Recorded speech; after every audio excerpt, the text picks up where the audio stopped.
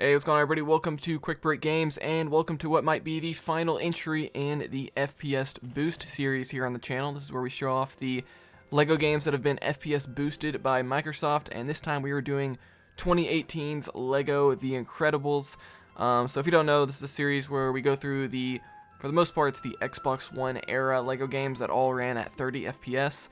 And now they've been boosted by Microsoft on the Xbox Series X and Series S consoles to run at 60, or even in some games 120 frames per second, which is just incredible. Get the pun there. But in this case, we have LEGO The Incredibles, which is going to run now at 60 frames per second, up from the original 30 on both the Xbox Series X and Series S. This is the Pixar intro screen, which I thought was pretty cool. And so how this works is on the left side, I show how the game originally ran with FPS Boost turned off on the Xbox One. Then the right side is going to be how it runs on the Xbox Series X or Series S with FPS Boost turned on. And so now we're getting into gameplay here. This is Dash running with his super speed in slow motion here. So every now and then I like to slow it down to 50% speed to kind of, better illustrate the difference. So you can see on the right side, it's definitely a lot smoother gameplay here. And this is definitely one of the, I consider this to be like one of the more forgotten LEGO games, I'd say. This is definitely the first time I've ever made a video on this game here on the channel. I've been doing videos for, going on 5 years now almost at the time of this video coming out. So, it's kind of a little bit forgotten. A lot of people don't talk about it. Kind of released under the radar a bit. But it is a fun game. I wouldn't say it's bad by any means. But it is based on the the only two Incredibles movies from Pixar.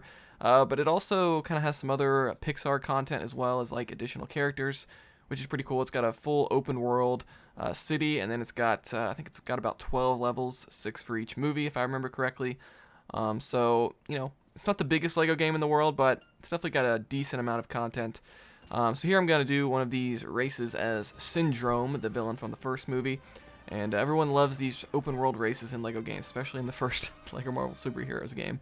I did way better here when I was playing it on 60 FPS, and I actually played it at 60 FPS first.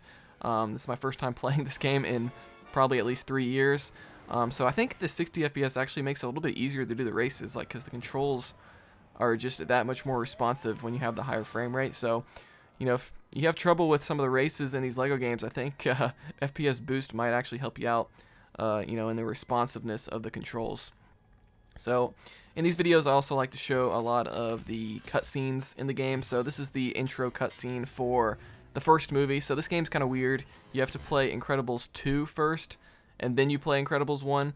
It's a little weird, but it kind of makes sense because this game released in 2018 when the second movie was coming out. So, they were really trying to promote the second movie at the time. So that sort of makes sense, but it's kind of unfortunate that they force you to play the second movie before the first one. But anyway, that was kind of the intro cutscene. There we get the iconic original The Incredibles logo.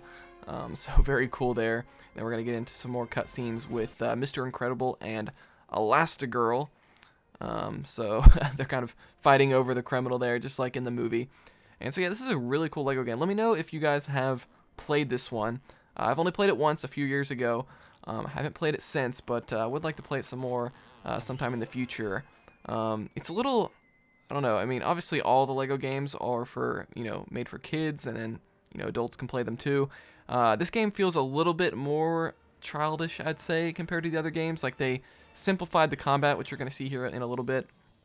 There's always been a little bit of like a lock-on in these LEGO games where, if there's an enemy near you, when you try to punch, it's going to lock on to the enemy close to you. But in this game, it's like really turned up. Like, you can't really punch into the air or like miss an enemy. It like locks on from like a mile away, it feels like.